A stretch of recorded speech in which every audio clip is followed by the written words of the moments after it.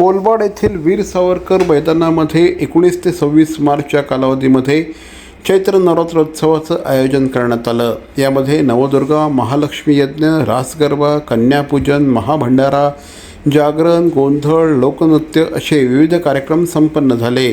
अनेक मान्यवरांनी या उत्सवाला भेट दिली। उत्सव काळात मोफत आरोग्य शिबिर, रक्तदान शिबिराचं देखील आयोजन करण्यात आलं। स्थानिक नागरिक आणि भाविकांनी प्रचंड मोठ्या संख्येने या कार्यक्रमाला उपस्थित राहून या संपूर्ण उत्सवाला प्रतिसाद दिल्याची माहिती या मंडळाचे आयोजक श्री सचिन मारुती भोसले यांनी दिली। एकंदरीत कार्यक्रमामध्ये जर बघायला गेलं तर आज आपल्याकडे कन्यापूजन आहे। आज बुधवार आहे आणि सप्तमी आणि अष्टमी असा दोघांचा योग आहे।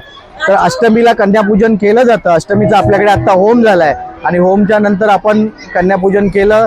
ते कन्यापूजन करताना तिथे पहिले कन्यामातांचं आपण जे काय आहे ते पूजन केलं, त्यांना नंतर जेवण दिलं। त्या जेवणामध्ये त्यांना चण्याची भाजी, बटाट्याची भाजी, पुरी, बुंदी, काय आपलं शिरा आणि खीर हे सगळे पदार्थ दिले। त्यानंतर जे जे भाविकांना आपल्या स्व इच्छेने काय वाटायचं असतं त्यांनी ते इथे वाटप केलेलं आहे। तुम्ही बघत असाल आज कमीत कमी 250-300 कन्यांची इथे गर्दी आहे आणि आपापल्या यथाशक्ती जसं जमते तसं लोक त्यांना ते वाटतायत।